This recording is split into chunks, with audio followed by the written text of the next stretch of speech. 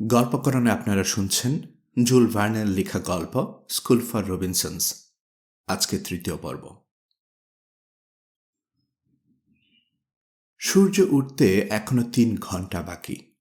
1, 2, 3 second গোনা শুরু করছিল Godfrey. একঘেয়ে লাগায় এখন আর গুনছে না। এক একটা মিনিট যেন এক একটা করে বছর। ঘুমিয়ে পড়া চলবে না, নিজেকে সাবধান করে দিল সে। নিজের সঙ্গে ঠাট্টা ইয়ার্কি করলে সময়টা কাটানো সহজ হবে। শখ চাপায় অ্যাডভেঞ্চারে বেরিয়েছে, একটু একটু কষ্ট তো করতেই হবে। বিপদ যত ভয়ঙ্করই হোক, ঘাবড়ে যাওয়াটা পুরুষ মানুষের সাজে না। আপাতত তার একটা আশ্রয় আছে। একটা পরিস্থিতিকে অনেকভাবে দেখা যায়। তার পায়ের তলায় মাটি আছে, এটা কম কথা নয়। সাগরের ঢেউ আছড়ে পড়ছে ডাঙ্গায়, তবে ঢেউগুলো এখন আর তাকে সাগরে নিয়ে গিয়ে নাকানি চোপানি খাওয়াতে পারবে না। কিন্তু জোয়ারের সময় কি হবে? জোয়ারে যদি এই পাহাড় চূড়া ডুবে যায়? জাহাজ ডুবি ঘটেছে ভরা জোয়ারের সময়, কাজেই আবার জোয়ার শুরু হতে দেরি আছে। গুরুত্বপূর্ণ প্রশ্ন একটাই, এটা কি সত্যি একটা পাহাড়ের চূড়া আর চূড়াটা পানির উপর মাথা তুলে রয়েছে, নাকি এটা আসলে বিশাল একটা দ্বীপের কিনারা? এক এক করে আরো প্রশ্ন জাগছে মনে। লঞ্চ নিয়ে ক্যাপ্টেন টারকট কি এখানে এসেছিলেন? এটা কোনো মহাদেশের তীর নয় তো? তারপর গডফ্রে মনে পড়ল, ক্যাপ্টেন টারকট বলেছিলেন আশেপাশে কোনো ডাঙ্গা নেই। লঞ্চ নিয়ে খুঁজতে বেরিয়েও তিনি কোনো ডাঙ্গার সন্ধান পাননি। তাহলে এখানে সে কিসের উপর দাঁড়িয়ে আছে? না, ডাঙ্গা আছে, এবং সেই ডাঙ্গাতেই সে দাঁড়িয়ে আছে। ক্যাপ্টেন আরেকটু খোঁজ করলে ঠিকই এটা সন্ধান পেতেন। সকাল হলে বোঝা যাবে এই ডাঙ্গা আসলে মহাদেশ, পাহাড়চূড়া, নাকি কোনো দ্বীপ। গরম ওয়েস্টকোট আর ভিজে ভারী হয়ে ওঠা জুতাজুড়ো খুলে ফেলল গডফ্রে। হঠাৎ প্রয়োজন দেখা দিলে সাগরে ঝাঁপিয়ে পড়ার জন্য তৈরি থাকা উচিত। আচ্ছা, জাহাজের বাকি সবাই কি তাহলে সত্যি ডুবে গেছে? আবার ওদের নাম ধরে ডাকাডাকি শুরু করল সে, কিন্তু বৃথাই, কেউই সাড়া দিচ্ছে না। হঠাৎ গডফ্রে খেয়াল করল, এত চিৎকার করছে সে, অথচ তার চিৎকার প্রতিধ্বনি সৃষ্টি করছে না। এটা খুবই খারাপ লক্ষণ। এর মানে হলো আশেপাশে কোনো পাহাড় বা বাড়ি ঘর নেই, তার চিৎকার কোথাও বাধা পাচ্ছে না।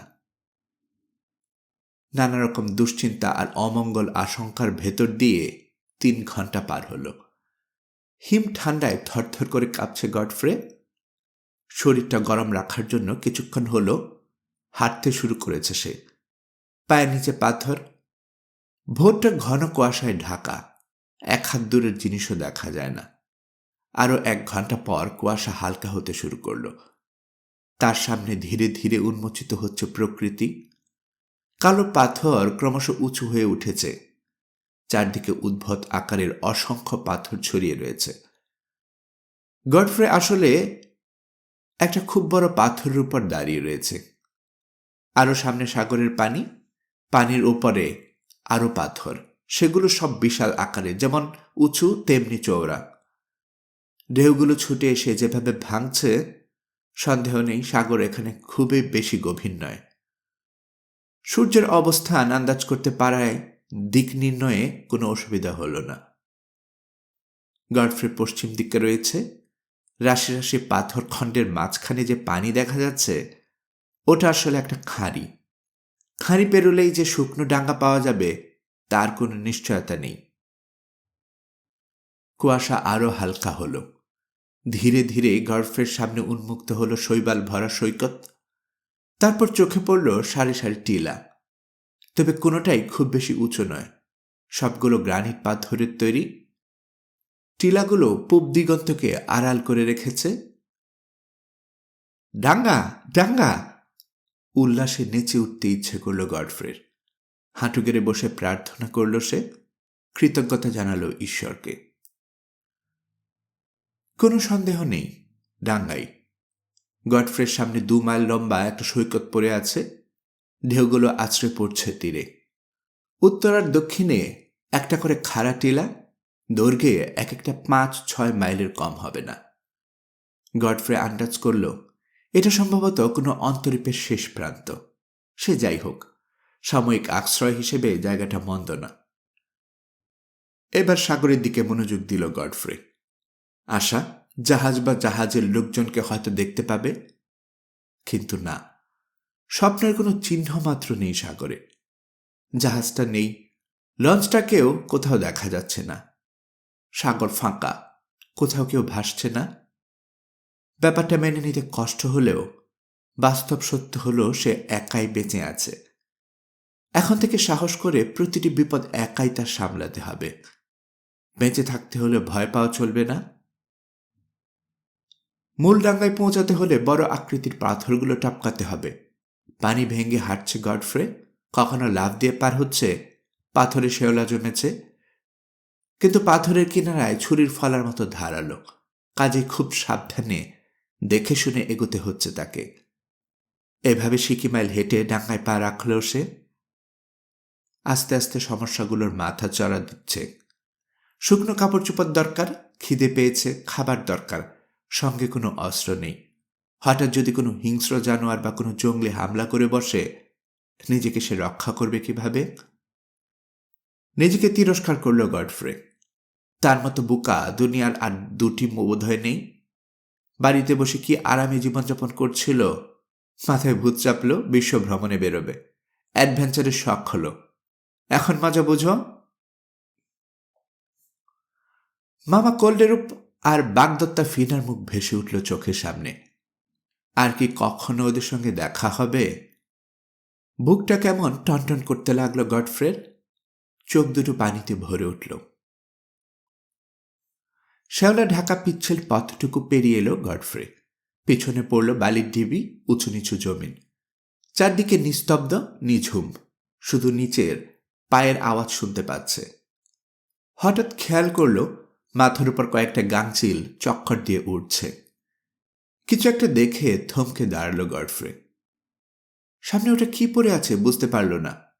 সিন্ধু দানব? মাত্র 30 কদম দূরে একটা বালির ঢিবির ওপাশে কুকড়ে পড়ে আছে। বোধহয় কোনো জন্তুই হবে। সাবধানে এগুলো গডফ্রে। বুকের ভেতরটা ঢিপ ঢিপ করছে। আরে কি আশ্চর্য, কোথায় জন্তু? এ তো মানুষ। গডফ্রের মুখ থেকে অস্ফুট দুটি শব্দ বেরোল। Professor tartlet. সামুদ্রিক দানব বলে যাকে ভুল করেছিল, সেটা আসলে তার নাচের মাস্টার অধ্যাপক টার্টলেট। ছুটে তার পাশে চলে এলো গডফ্রে। মনে মনে প্রার্থনা করছে, ঈশ্বর ওকে বাঁচিয়ে রাখো। প্রফেসর টার্টলেট এক চুল নড়ছেন না।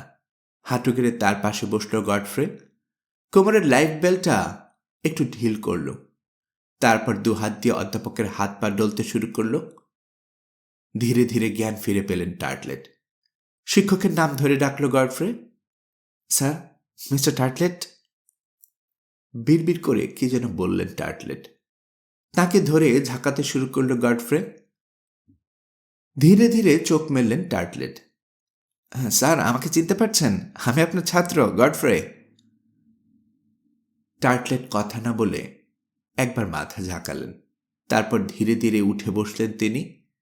চারদিকে চোখ বুলিয়ে দেখছেন। ক্ষীণ হাসি ফুটল তাঁর ঠোঁটে। সলিল সমাধি ঘটেনি, পায়ের তলায় শক্ত মাটি আছে, এটা বুঝতে পেরেই হাসছেন তিনি।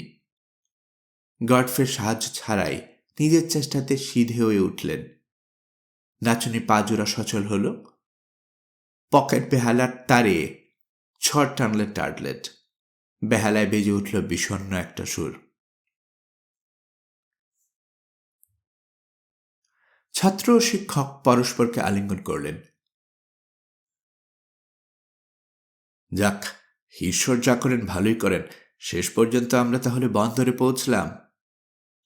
বিরাট একটা স্বস্তির নিঃশ্বাস ফেলে ছাত্রের মাথার চুল আদর করে এলোমেলো করে দিলেন তিনি। বন্দর? এই বিপদেও মনে হলো হাসল গডফ্রে। তবে শিক্ষকের মন খারাপ হয়ে যাবে, তাই তার ভুল ধারণাটা ভেঙে দিতে মন চাইল না। বলল, লাইফ বেল্ট এবার খুলে ফেলুন স্যার। ওটা কোমরে থাকলে হাঁটা চলার অসুবিধা হবে। তারপর বেহালাটা রেখে চলুন চারপাশটা ঘুরে দেখি। কিন্তু একটা শর্ত আছে, নেচে উঠে বললেন টার্টলেট। পথে প্রথম যে রেস্তোরাঁয় চোখে পড়বে সেটাতে ঢুকবো আমরা। এত খিদে পেয়েছে, মনে হচ্ছে পাগল হয়ে যাব। ডজন খানেক স্যান্ডউইচ আর 2-1 গ্লাস শ্যাম্পেন এক্ষুনি চাই আমার। বেশ, তাই চলুন প্রথমে একটা রেস্তোরাঁ খুঁজে বের করি, হাসি চেপে বলল গডফ্রে। এখন সবচেয়ে জরুরি কাজ হলো তোমার মামাকে একটা টেলিগ্রাম পাঠানো, বললেন টার্টলেট। রেস্তোরাঁর বেয়ারাকে কিছু বকশিস দিলে টেলিগ্রাম অফিসে ছুটবে সে। তার পেলে তোমার মামা নিশ্চয়ই খরচ বাবদ টাকা পয়সা পাঠাতে ইতস্তত করবেন না। আমার পকেটটা একেবারে ফাঁকা মাঠ হয়ে গেছে। ঠিক আছে, একান্তই যদি এদেশে টেলিগ্রাম অফিস না থাকে বকশিস দিয়ে কাউকে ডাক করে পাঠালেই চলবে, কি বলেন? চলুন যাওয়া যাক। বালির ডিবিগুলো পেরোলো ওরা। গডফ্রের মনে একটা আশা জাগল, জাহাজ ডুবির পর আরোহীরা এদিকটায় আশ্রয় নিয়ে থাকলে দেখা হয়ে যেতে পারে। 15 মিনিট পর উপকূলের সরু খাড়িগুলো পেরিয়ে 60-70 ফুট উঁচু একটা ঢিবিতে চড়ল ওরা। এখান থেকে অনেক দূর পর্যন্ত দেখা যাচ্ছে। কোনো বাধা না থাকায় পূব দিগন্তে চোখ বোলালো। উত্তর দিকটা অন্তরীপের মতো ক্রমশ সরু হয়ে গেছে। ও পাশে আর কোনো অন্তরীপ থাকলেও থাকতে পারে, তবে দেখা যাচ্ছে না। একটা ঝর্ণা দেখল ওরা, দক্ষিণ দিক থেকে নেমে এসেছে সৈকতে। এই ডাঙ্গা হয়তো একটা উপদ্বীপ, সেক্ষেত্রে সংলগ্ন জমিন থাকতে পারে শুধু উত্তর বা উত্তর পূবে। এদিকে প্রচুর গাছপালা, ভেতর দিয়ে বয়ে চলছে পানির ক্ষীণ ধারা। ঘাসও আছে, তারপর গভীর বনভূমি আর পাহাড়, তবে কোনো বাড়ি ঘর বা মানুষজন দেখা যাচ্ছে না। মানুষের তৈরি, হাতে তৈরি এমন কোনো জিনিসও ওদের চোখে পড়ছে না। এই জায়গাটা তাহলে কি? এখানে কি আদৌ কোনো কালে মানুষের পা পড়েছে? কি হে গডফ্রে, এ আমরা কোথায় এসে পড়লাম? অবাক হয়ে জানতে চাইলেন টার্টলেট। এদিকে তো আমি কোনো শহর দেখতে পাচ্ছি না। নেই, তাই দেখতে পাচ্ছেন না? শহর না থাক, গ্রাম তো থাকবে, তাই বা কই? তাও নেই। তাহলে এখন আমরা কি করব? হতাশায় প্রায় মুষড়ে পড়লেন টার্টলেট। কি আর করব, আসুন একজোড়া রবিনসন ক্রুসো বনে যাই। একজোড়া রবিনসন ক্রুসো বনে যাই বলেই ছাগল ছানার মতো তিরিং বিরিং করে লাফ দিলেন টার্টলেট। আমি ক্রুসো? ক্রুসোর অ্যাডভেঞ্চারের কথা স্মরণ করে রীতিমতো আতঙ্কিত হয়ে পড়লেন তিনি। ওরকম বিপদে তিনি পড়তে চান না। না গডফ্রে, ভুলেও তুমি এ ধরনের ঠাট্টা করবে না আর। ঠিক আছে, করব না, কিন্তু শুধু গল্প করলে কি চলবে? আসুন কাজ শুরু করি। প্রথম কাজ, মাথা গোজার একটা ঠাঁই খোঁজা। হ্যাঁ, অন্তত রাতের জন্য নিরাপদ একটা আশ্রয় দরকার ওদের। তারপর খিদে মেটাবার জন্য চাই খাবার। শুরু হলো খোঁজাখুঁজি। কিছুক্ষণ পর টার্টলেট বললেন, সত্যি কথা বলতে কি, চোখে অন্ধকার দেখছি আমি। এখানে কোনো মানুষজন আছে বলে মনে হচ্ছে না। আমার সন্দেহ জন্তু জানোয়ারও নেই। সৈকতে অবশ্য বেশ কিছু পাখি দেখা যাচ্ছে, গাংচিল, শঙ্খচিল, বালিহাঁস, বুনোহাঁস ইত্যাদি। গডফ্রে ভাবছে, পাখি যখন আছে তখন পাখির বাসাও পাওয়া যাবে। পাখির বাসায় পাওয়া যাবে ডিম। একটু খুঁজতেই পাথরের খাঁজে খাঁজে বাসাগুলো দেখতে পেল ওরা। ছোট্ট জলাশয়ের কিনারায় সারস আর তিতির পাখিও দেখা গেল কয়েকটা। গডফ্রে ভাবছে, বন্দুক থাকলে পাখি শিকার করে খাওয়া যেত। না, যেত না। পাখির মাংস খেতে হলে সেদ্ধ করতে হবে। আগুন কোথায় যে সেদ্ধ করবে? না, ডিম খোঁজাই ভালো। আর ডিম খুঁজতে গিয়ে পেয়ে গেল ওরা অপ্রত্যাশিত উপহার। সৈকতে ঘুরে বেড়াচ্ছে 10-12টা মুরগি, সঙ্গে 2-3টা মোরগ। ওদেরকে দেখে করক কক করে উঠল। কাছেই ঘাসের উপর চড়তে দেখা গেল 5-7টা ভেড়া আর ছাগলকে। মোরগ মুরগি আর চার পেয়ে প্রাণীগুলো নিশ্চয়ই ওদের জাহাজ স্বপ্নের সম্পত্তি। জাহাজ ডুবির সময় সাঁতরে এখানে উঠেছে। মনে মনে ভারী খুশি হলো গডফ্রে। এখানে দীর্ঘদিন হতে পারে, সেক্ষেত্রে অবলা প্রাণীগুলোর জন্য ঘর তৈরি করতে হবে। বেশি কষ্ট করতে হলো না। বালিহাঁসের এক গাদা ডিম সংগ্রহ করল ওরা। টার্টলেট প্রশ্ন করলেন, ডিম কি কাঁচাই খেতে হবে? আগুনটা এখন সবচেয়ে বেশি দরকার। কার পকেটে কি আছে দেখল ওরা। টার্টলেটের পকেট থেকে তেমন কিছু বেরোলো না, শুধু বেহালার জন্য খানিকটা তার আর রোজন। গডফ্রের পকেট থেকে পাওয়া গেল চামড়ায় মোড়া ছুরি। তাতে ফলা ছাড়াও একটা হুক আছে দাঁতসহ খুদে করাত আর কর্কস্ক্রু।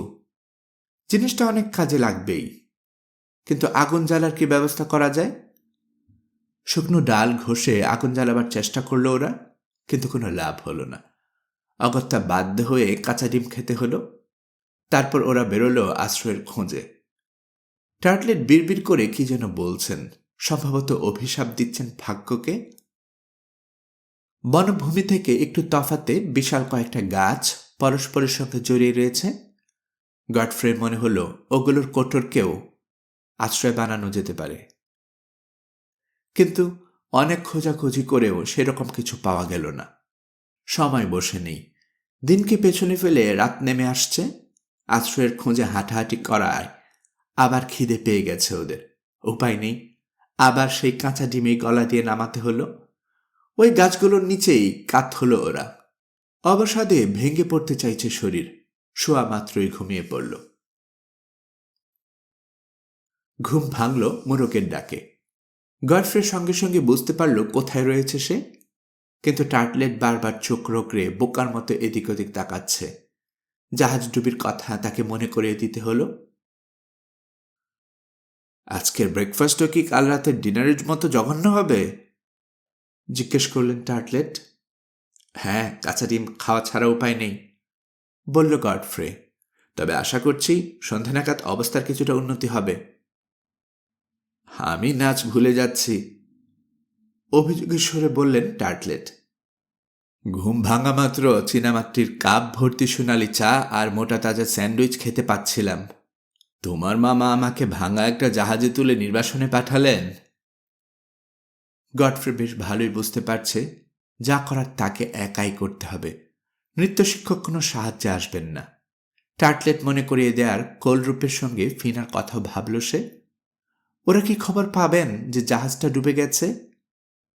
মন থেকে এসব চিন্তা ঝেড়ে ফেলে পাখির ডিম বের করল সে। বলল, হাতের কাছে যা পাচ্ছেন আপাতত তাই খেয়ে প্রাণ বাঁচান স্যার। কিছু খাওয়ার চেয়ে এই বা মন্দ কি? মুখ হাঁড়ি করে টার্টলেট বললেন, আমার পেট খারাপ করলে তোমার মামা দায়ী থাকবেন। গডফ্রে ভাবছে আশ্রয়ের সন্ধানে ওদের এবার বেরোতে হবে, আর জানার চেষ্টা করতে হবে এই ডাঙ্গাটা প্রশান্ত মহাসাগরের ঠিক কোনখানে। সৈকতের আরেক দিকের লোকজন থাকতে পারে, থাকলে এখান থেকে ফেরার কোনো একটা ব্যবস্থা ঠিকই করা যাবে। পুরো সৈকতটা ভালো করে দেখা দরকার। হয়তো এটা একটা বন্দরও পেয়ে যাবে ওরা, সেক্ষেত্রে জাহাজ চড়ে ফিরতে পারবে। আর একান্ত যদি এই ডাঙ্গায় কোনো জাহাজ না থাকে, চলন্ত কোনো জাহাজকে থামাবার চেষ্টা করাও যেতে পারে। টিলার প্রথম সারিটা পার হয়ে দ্বিতীয় সারির মাথায় চূড়ার সিদ্ধান্ত নিল গডফ্রে। ওখান থেকে আশা করা যায় পুরো সৈকতটা দেখা যাবে। দ্বিতীয় সারির কাছে পৌঁছতে ঘন্টা দুয়েকের বেশি লাগবে বলে মনে হয় না। মুরগদের সুখী পরিবারটি ঘাসের উপর হেঁটে বেড়াচ্ছে। ভেড়া আর ছাগলগুলো বনের ভেতর ঢুকে সঙ্গে সঙ্গে আবার বেরিয়ে আসছে, যেন খুব মজার একটা খেলা পেয়েছে তারা। এই মোরগ মুরগি আর ছাগল ভেড়াগুলো এখন আমাদের অমূল্য সম্পদ, টার্টলেটকে বলল গডফ্রে। আমি চলে গেলে আপনি এইগুলোকে পাহারা দিয়ে রাখতে পারবেন তো? মাথা ঝাঁকিয়ে রাজি হলেন টার্টলেট, তবে কাতর কণ্ঠে জানতে চাইলেন, কিন্তু তুমি যদি পথ হারিয়ে ফেলো গডফ্রে? আমি ঠিকই ফিরতে পারবো, শুধু আপনি এই জায়গা ছেড়ে না নড়লেই হয়। তোমার মামাকে টেলিগ্রাম পাঠাতে ভুলো না, কেমন? এও বলবে যে আমাদের হাত একেবারে খালি। টেলিগ্রাম বা চিঠি দুটোই সমান, বলল গডফ্রে। শিক্ষকের ভুলটা এখনো সে ভাঙতে চাইছে না। কর্মর্দন করে টার্টলেটের কাছ থেকে বিদায় নিল সে। জঙ্গলে ঢোকার পর দেখল গাছপালাগুলো এমন গায়ে গায়ে লেগে আছে যে নিচে এতটুকু রোদ নামতে পারছে না। মাটিতে জীবজন্তুর পায়ের দাগ আছে, তবে হাঁটাহাঁটির ফলে তৈরি পায়ের চলা কোনো পথ নেই। ক্ষিপ্র গতিতে কি সব পাশ কাটিয়ে গেল তাকে। গডফ্রে আন্দাজ করল হরিণই হবে। ভাগ্য ভালো যে হিংস্র কোনো জানোয়ার এখনো দেখা যাচ্ছে না। গাছপালার ডালে ডালে কলোনি তৈরি করেছে অসংখ্য পাখি, বনমোরগ, বনপায়রা, ঘুঘু, চেনা প্রায় সব পাখি দেখা যাচ্ছে। কিন্তু এসব পাখি এমন কোনো বিশেষ জাতের নয় যে দেখে জায়গাটা অক্ষাংশ আন্দাজ করা যাবে। গাছপালাও কোনো সাহায্য করছে না। এ ধরনের গাছ নিউ মেক্সিকো ও ক্যালিফোর্নিয়ায় প্রচুর পাওয়া যায়। ম্যাপল, বার্চ, ওক, ম্যাগনোলিয়া, জলপাই, চেস্টনাট সবই নাতিশীতোষ্ণ এলাকার গাছ। এক জায়গায় জঙ্গল একটু ফাঁকা লাগলো, নিচে রোদ নামতে পারছে। গাছের তলা দিয়ে দ্রুত পায়ে হাঁটছে গডফ্রে। অচেনা জায়গা, সাবধানে চলাফেরা করা উচিত, এই কথাটা সে একবারও ভাবল না। গডফ্রে মনে মনে একটা হিসাব কষল। 17 দিন সাগর পাড়ি দেবার পর স্বপ্নে ডুবে গেছে। 17 দিন চীন বা জাপানের কাছাকাছি পৌঁছে যাবার কথা। সূর্য যেহেতু সবসময় দক্ষিণ দিকেই ছিল, কাজেই এটা তো পরিষ্কার যে ওরা বিষুবরেখা পেরোয়নি। ঘুরপথে আসতে হলো বলে 2 ঘন্টা মাত্র 5 মাইল পেরোতে পারল গডফ্রে। জঙ্গল ফাঁকা হয়ে এলো, সামনে উঁচু টিলার সারি। ঢাল বেয়ে একটা টিলার মাথায় উঠেছে সে। উপর থেকে কি কোনো শহর দেখা যাবে? একটা গ্রাম দেখতে পেলেও খুশি হয় গডফ্রে। কিন্তু যদি খাখা মরুভূমি দেখতে পায়? ঢাল বেয়ে উঠতে খুবই কষ্ট হচ্ছে। ব্যথায় টনটন করছে পা দুটো। ক্লান্তিতে শরীর যখন আর চলতে চাইছে না, চূড়োয় উঠে এলো গডফ্রে। তখন কি দেখবে সে? সামনে দিগন্ত পর্যন্ত অথই জলরাশি, শুধুই সাগর। দূরে সাগর আর আকাশ এক হয়ে মিশে গেছে। ঘুরে চারপাশে তাকালো গডফ্রে। উত্তর, দক্ষিণ, পূব, পশ্চিম ডুবে আছে পানিতে। সীমাহীন সাগরের মাঝখানে একটা ছোট্ট একটা ডাঙ্গা। তার মানে ওরা একটা দ্বীপে এসে পৌঁছেছে। মনটা হতাশায় ভরে গেল। সাগরের মাঝখানের এই দ্বীপ থেকে ওরা উদ্ধার পাবে কিভাবে? আবার সে ভালো করে চারদিকে তাকালো। উত্তর দক্ষিণে 20 মাইল হবে দ্বীপটা, পূব পশ্চিমে খুব বেশি হলে 12 মাইল। জঙ্গলটা দ্বীপের ঠিক মাঝখানে, বাকিটুকু ঘাস জমি, পাথরের সৈকত। দ্বীপের এখানে সেখানে বয়ে চলেছে ঝর্ণার বেশ কয়েকটা ধারা। এই দ্বীপটার নাম কি? চারপাশে যে সাগর, এটার পরিচয় বা কে তাকে বলে দেবে? আবার একটা হিসাব শুরু করল গডফ্রে। 17 দিনে 150 থেকে 180 মাইল পাড়ি দিতে পারত স্বপ্ন। এই হিসাবে অন্তত 50 ডিগ্রি তো ওরা পার হয়েছেই, অথচ তারপরও বিষুবরেখা অতিক্রম করেনি। তাহলে ধরে নিতে হয় দ্বীপটার অবস্থান 160 থেকে 170 ডিগ্রি পশ্চিম দ্রাঘিমার মধ্যে। দ্বীপটার নাম জানানি তো কি হয়েছে? গডফ্রে নিজেই একটা নাম দিল, ফিনা আইল্যান্ড। ফিনা নামের দ্বীপটার নাম রেখে খুব আশাবাদী হয়ে উঠল সে। দেখা যাক নামটা ওদের জন্য সৌভাগ্য বয়ে আনে কিনা। টিলার মাথা থেকে কোনো বসতি দেখা যাচ্ছে না, তবে দ্বীপের সবটুকু এখান থেকে দেখতে পাচ্ছে না গডফ্রে। এক্ষুনি না হোক, এক সময় চারদিকটা ঘুরে দেখতে হবে তাকে। এখন টার্টলেটের কাছে ফিরে যাওয়াটাই উচিত। অনেকক্ষণ হলো একা আছেন তিনি। টিলা থেকে নামার আগে চারদিকটা আরেকবার ভালো করে দেখে নিচ্ছে গডফ্রে। সাগর একেবারে খালি, যেন এদিক দিয়ে কখনো কোনো জাহাজ আসা যাওয়া করে না। দ্বীপের উত্তর দিকে তাকালো সে। বিশাল আকারের কয়েকটা গাছ তার দৃষ্টি কেড়ে নিল। গাছগুলোর গায়ে গায়ে লেগে আছে। এরকম লম্বা গাছ আগে কখনো দেখেনি সে। গাছগুলোর ফাঁকে একটা ঝর্ণা আছে বলে মনে হলো। দূর থেকে পরিষ্কার দেখা যাচ্ছে না। কাল ওই জায়গাটা দেখে আসতে হবে, সিদ্ধান্ত নিল গডফ্রে। ওখানে হয়তো একটা আশ্রয় মিলতেও পারে। এবার দক্ষিণ দিকে তাকালো গডফ্রে। ওই দিকটায় সৈকত একটু হলদেটে, পাথরগুলো অদ্ভুত আকৃতির, তারপর ঘাস জমি আর জঙ্গল। হঠাৎ চমকে উঠল গডফ্রে। ওদিকে ধোঁয়া দেখা যাচ্ছে কিসের? কয়েকটা উঁচু পাহাড়ের আড়াল থেকে উঠছে কালো ধোঁয়াটা। আশায় ও উত্তেজনায় দম বন্ধ হয়ে এলো তার। তার মানে কি ওদের জাহাজের আরও কেউ আশ্রয় নিয়েছে ওই দ্বীপে? কিন্তু না, তা কি করে হয়? মাত্র একদিনে দ্বীপের অতটা ভেতরে কারো পক্ষে পৌঁছানো সম্ভব নয়। তাহলে ওদিকে কি জেলেদের গ্রাম আছে? জেলে, না আদিবাসী জঙ্গলি? তারপর আর ধোঁয়াটা দেখা গেল না, হঠাৎ অদৃশ্য হয়ে গেল। গডফ্রে ভাবল, সে কি তাহলে ভুল দেখল, দৃষ্টিভ্রম? হতাশ হয়ে ঢাল বেয়ে টিলা থেকে নেমে এলো সে। ক্লান্ত পায়ে জঙ্গল পেরিয়ে ফিরে এলো টার্টলেটের কাছে। এতক্ষণ দুটুকরো শুকনো কাঠ ঠুকে ঠুকে আগুন জ্বালাবার ব্যর্থ চেষ্টা করছিল টার্টলেট। গডফ্রেকে দেখেই তিনি চিৎকার করে জানতে চাইলেন, টেলিগ্রাম পাঠিয়েছ তো? টেলিগ্রাম অফিস এখনো খুলেনি, বলল গডফ্রে। কিন্তু ডাকঘর? সেও বন্ধ। ওসব কথা থাক, আসুন আগে কিছু মুখে দেই, প্রচণ্ড খিদে পেয়েছে আমার। আবার সেই কাঁচা ডিম? টার্টলেট প্রায় কেঁদে ফেললেন। কোথায় গিয়েছিল, কি দেখে এলো, বারবার এসব প্রশ্ন করায় বাধ্য হয়ে টার্টলেটকে কথাটা বলল গডফ্রে। কি, এটা একটা দ্বীপ? শুনেই আটকে উঠলেন টার্টলেট। হ্যাঁ, আমি দ্বীপটার নাম রেখেছি ফিনা আইল্যান্ড। নামটা আমার পছন্দ হলো না, গডফ্রে মুখের উপর বলে দিলেন টার্টলেট। মিস ফিনার সঙ্গে এটার মিল কোথায়? তার চারপাশে পানি নেই, শুধু ডাঙ্গা, আর এই দ্বীপটার চারপাশে ডাঙ্গা নেই, শুধুই পানি। পরদিন সকালে আশ্রয়ের সন্ধানে বেরোলো গডফ্রে। এবার তার সঙ্গে টার্টলেটও যাচ্ছে। ওদের পোষা প্রাণীগুলোকেও সঙ্গে নিয়ে যাচ্ছে ওরা। আজ সকালে শুধু ডিম নয়, একটা ছাগলকে ধরে খানিকটা করে দুধ খাওয়া হয়েছে। মন মেজাজ তাই দুজনেরই বেশ ভালো। সৈকত ধরে এগোলেও সামনে মাঝে মধ্যে ডিবি আর পাথর পড়ল। সাবধানে সেগুলোকে টপকে এলো ওরা। সবার আগে রয়েছে গডফ্রে, ছোট্ট বাহিনীর সেই তো লিডার। গডফ্রের পিছনে রয়েছে পোষা প্রাণীগুলো, ওগুলোকে খেয়ে দিয়ে আনছেন টার্টলেট।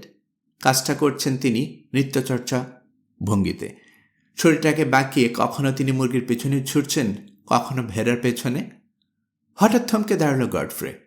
কয়েকটা গাছের ডালে কিছু ফল ঝুলছে, দেখে চিনতে পারল ক্যালিফোর্নিয়ার রেড ইন্ডিয়ানরা এই ফল খুব শখ করে খায়। আমাদের মেনুতে নতুন একটা আইটেম যোগ করা হলো, পাখির ডিম, ছাগলের দুধ, আর এখন থেকে এই ফল, ম্যানজানিলা। এই ফল মানুষ খায়? জিজ্ঞেস করলেন টার্টলেট। কয়েকটা ফল পারল গডফ্রে। টার্টলেটকেও বললেন, খেয়ে দেখুন না, অমৃত মনে হবে। ফলে এমন একটা কামড় দিলেন টার্টলেট। মাথা ঝাঁকিয়ে তারিফ করলেন। ম্যানজানিলা আসলে বুনো আপেল, সামান্য একটু টক, তবে খেতে খারাপ লাগে না। খানিক পর বালির ঢিবিগুলোকে পেছনে ফেলে এলো ওরা। ঘাসজমির উপর এদিক ওদিক বেশ কিছু গাছপালা আছে, আর আছে একটা চঞ্চলা ঝর্ণা। আরও কয়েকশো গজ এগুতেই সেই প্রকাণ্ড আকারের গাছগুলো দেখা পাওয়া গেল। কাল যেখানে ঢিলার উপর মাথা থেকে দেখেছিল গডফ্রে। ইতিমধ্যে প্রায় 4 ঘন্টা হাঁটা হয়েছে। দূরত্ব পেরিয়েছে 9 মাইলের কম নয়। সময়টা এখন বিকেল। ম্যানজানিলা ঝোপের গা ঘেঁষে জড়াজড়ি করে দাঁড়িয়ে আছে প্রকাণ্ড গাছগুলো। গাছের তলায় নরম ঘাস, তবে ছোটখাটো কিছু পাথর ছড়িয়ে থাকতে দেখা গেল। তারই মাঝখান দিয়ে বয়ে চলেছে ঝর্ণা, কাছেই সৈকত। বিশাল গাছগুলো আসলে দেবদারু। সবচেয়ে বড় গাছটার গুড়িতে 4 কি 5 ফুট চওড়া একটা ফুকর দেখতে পেল গডফ্রে। প্রায় 10 ফুট উঁচু সেটা। রীতিমতো একটা গুহার মতোই লাগছে। ভেতরে ঢুকতে কোনো অসুবিধে নেই। যাকে বলে একেবারে রেডিমেড বাড়ি। আসুন মিস্টার টার্টলেট, ভেতরে ঢুকে দেখা যাক। ফুকরের ভেতর এক গাদা শুকনো পাতা আর শ্যাওলা জমে আছে। মেঝের পরিধি 20 ফুটের কম হবে না। অন্ধকার তো, তাই ঠিকমতো বোঝা গেল না ছাদটা কত উঁচুতে। গাছের ছাল ভেদ করে ভেতরে রোদ ঢুকতে পারে না। ঠান্ডা বাতাস বা বৃষ্টির ছাদ ঠেকিয়ে রাখে। গডফ্রে টার্টলেটকে বলল, এখন থেকে এটাই আমাদের আস্তানা, কি বলেন স্যার? চেহারায় নাখোশ একটা ভাব। টার্টলেট প্রতিবাদের সুরে বললেন, কিন্তু চিমনি নেই কেন? চিমনি তো দরকার আগুন জ্বালার পর। আসুন চেষ্টা করে দেখি আগুন জ্বালা যায় কিনা। গাছের ফোকর থেকে বেরিয়ে চারপাশে একটা চক্কর দিচ্ছে গডফ্রে। মাটল ঝোপ, ম্যানজানিলা ঝোপ থেকে বেরিয়ে একটা ঢালের কাছে চলে এলো সে। এদিকে ওক, বীচ, সিকামোর আর কাটা ঝোপ ভর্তি। সামনে আরও গাছপালা দেখা যাচ্ছে। গডফ্রে ঠিক করল ওদিকটা কাল দেখে আসবে। এ পর্যন্ত যতটুকু দেখল বেশ সন্তুষ্টই বোধ করল সে। তার চেয়ে বেশি খুশি দেখা গেল পোষা প্রাণীগুলোকে। প্রচুর ঝোপ আর ঘাস থাকায় খাদ্যের কোনো অভাব হবে না ওদের। এর মধ্যে মুরগির দলটা পোকামাকড় ধরে খেতে শুরু করে দিয়েছে। রাতে ওরা পাখির ডিম, ছাগলের দুধ আর বুনো আপেল বেশ মজা করেই খেল। শোয়ার আগে প্রকৃতিদত্ত আস্থানা অর্থাৎ প্রকাণ্ড দেবদারু গাছটার নামকরণ করল গডফ্রে উইলট্রি। মামার নাম উইলিয়াম ডব্লিউ কোল্ডেরুপ, উইলিয়ামের অংশবিশেষ উইল। তার এই নামকরণে টার্টলেট কোনো মন্তব্য করলেন না, তবে তার খুব একটা আপত্তি আছে বলে মনে হল না। জাহাজ ডুবির পর গডফ্রে অনেকটা বদলে গেছে। চঞ্চল, আরামপ্রিয়, অলস গডফ্রেকে এখন আর খুঁজে পাওয়া যাবে না। বিপদ যতই কঠিন হোক, মাথা ঠান্ডা রাখতে শিখেছে সে। বুদ্ধিও যেন ডালপালা গজাতে শুরু করেছে। এখন আর তার অভিধানে হতাশা বলে কোনো শব্দ নেই। নিজের উপর নির্ভর করতে শিখেছে সহজাত উদ্ভাবনী শক্তিগুলোকে কাজে লাগাতে। নিজের ভেতর যে এত গুণ ছিল, জাহাজটা না ডুবলে তার অজানায় থেকে যেতে হতো। নিজেকে সে চিনতে পারত না। গডফ্রে প্রতিজ্ঞা করেছে যত কঠিন বিপদেই পড়ুক কোনো মতে সে হার মানবে না। সকাল হল। আজ 29শে জুন। কাজের একটা তালিকা তৈরি করল গডফ্রে। প্রতিটা দেবদারু গাছ ভালো করে পরীক্ষা করতে হবে, খোঁজ নিয়ে দেখতে হবে নতুন কোনো ফল পাওয়া যায় কিনা। টার্টলেট ঘুমোচ্ছেন। তাকে না জাগিয়েই ফোকরটা থেকে বেরিয়ে পড়ল সে। হালকা কুয়াশার সাগর আর সৈকত ঢাকা পড়ে আছে।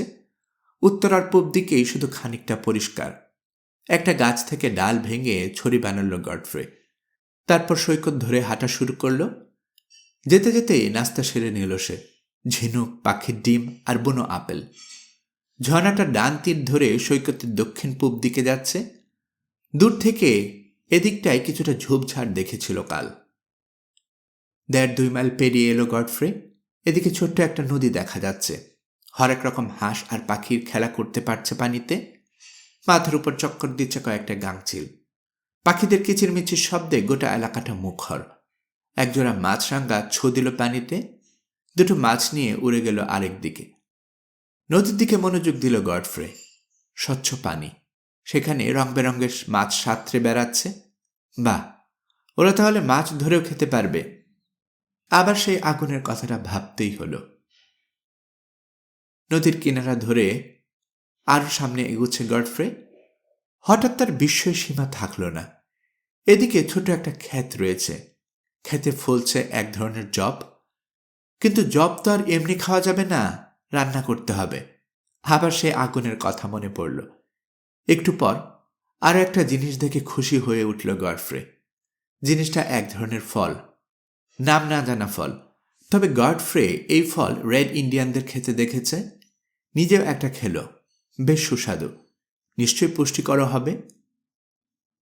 উইলট্রির কাছে ফিরে এসে গডফ্রে দেখল টার্টলেট নাস্তা সারছেন। তাকে দেখেই চোখে প্রশ্ন নিয়ে তাকালেন। কি কি আবিষ্কার করেছে সব খুলে বলল গডফ্রে। কিন্তু আগুন? জিজ্ঞেস করলেন টার্টলেট। আগুন ছাড়া তুমি রাঁধবে কিভাবে?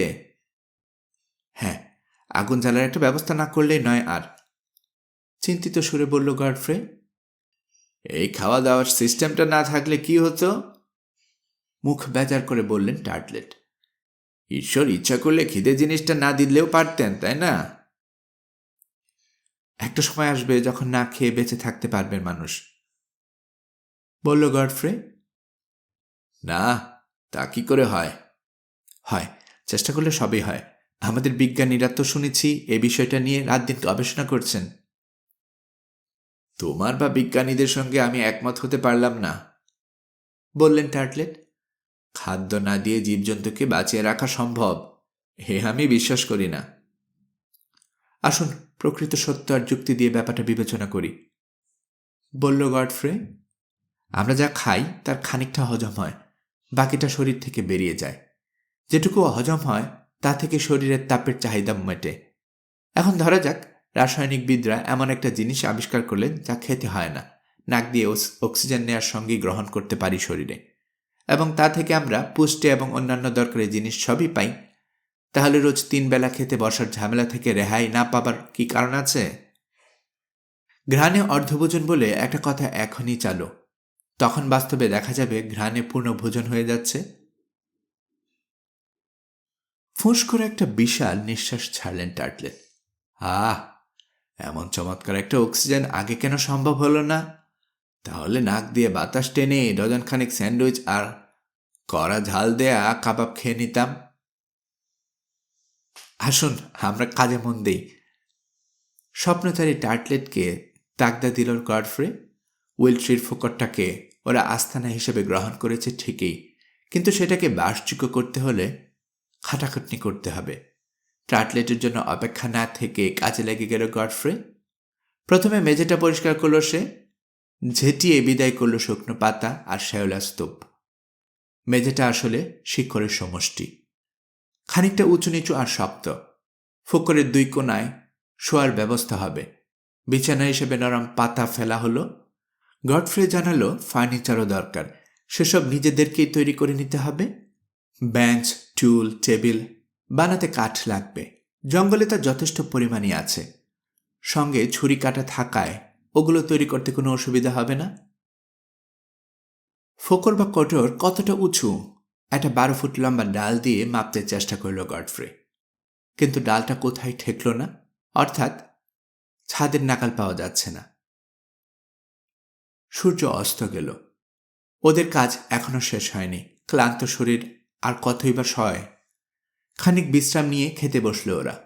তারপর আরও খানিক বিশ্রাম নিয়ে শুয়ে পড়ল। পরদিন সকাল থেকেই আস্তানা গোছগাছ করতে ব্যস্ত থাকলো ওরা। দিনটা যে কিভাবে কেটে গেল দুজনের কেউই বলতে পারবে না। আজ ওরা যে যার পরনের কাপড় চোপড় ধুলো ঝর্ণার পানিতে ঝাড়ছে।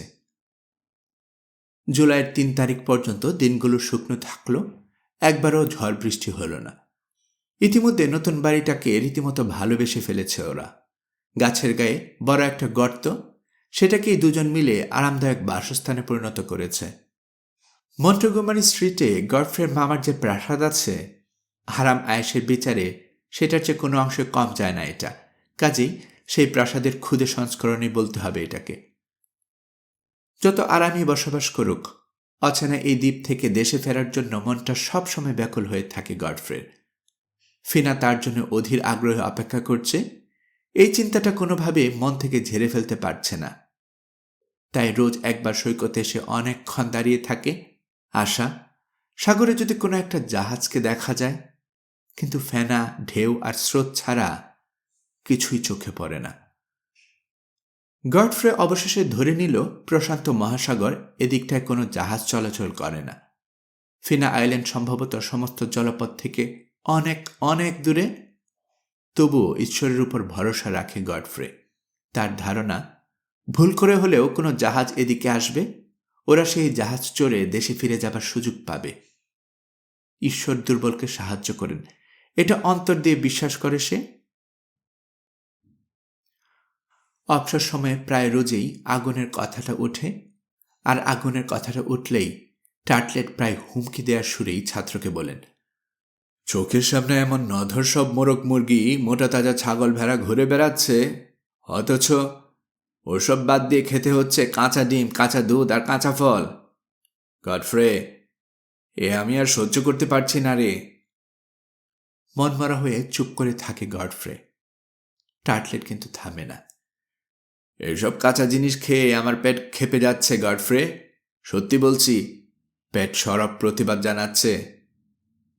তুমি যদি শীঘ্রই আগুন জ্বালাতে না পারো।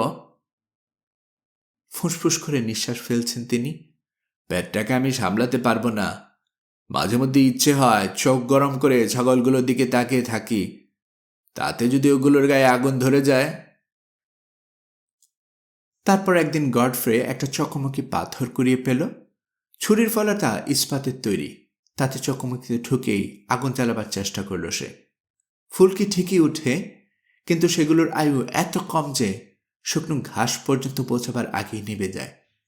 না, আগুন জ্বালার কোনো উপায় করা যাচ্ছে না। অবশেষে প্রকৃতি ওদের সাহায্য করল।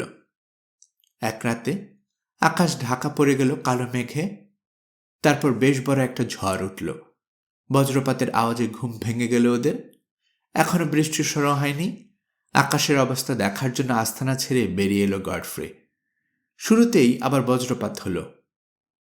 অকস্মাৎ আকাশ ছোঁয়া দেবদারু গাছের মগডালে দপ করে জ্বলে উঠল। গোটা দ্বীপ উদ্ভাসিত হয়ে উঠল তার আলোয়।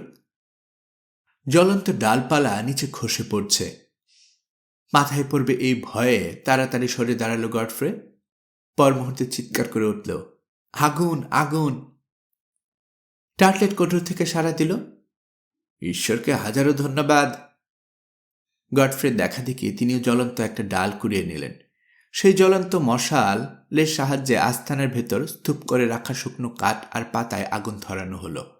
গডফ্রে বলল, আশ্চর্য কি জানেন স্যার, পাশের গাছটায় বাজ পড়েছে, অথচ উইলচির কোনো ক্ষতি হয়নি। ঈশ্বরকে অনেক ধন্যবাদ। অনেকদিন পর আজ নাচতে শুরু করলেন টার্টলেট। একটু পরে শুরু হলো মুষলধারে বৃষ্টি।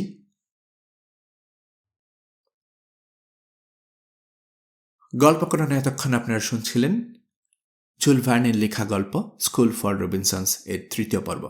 আমি নিয়মিতভাবে গল্প পাঠ করে আপনাদেরকে শোনাচ্ছি। গল্প পাঠ ভালো মনে করে থাকলে আমার এই গল্পটি আপনার বন্ধুবান্ধব প্রিয়জন সবার কাছে শেয়ার করবেন, তাতে করে তারা এই গল্পটি শোনার সুযোগ পাবে। আপনারা ভালো থাকবেন সে প্রত্যাশা এখানে বিদায় নিচ্ছি।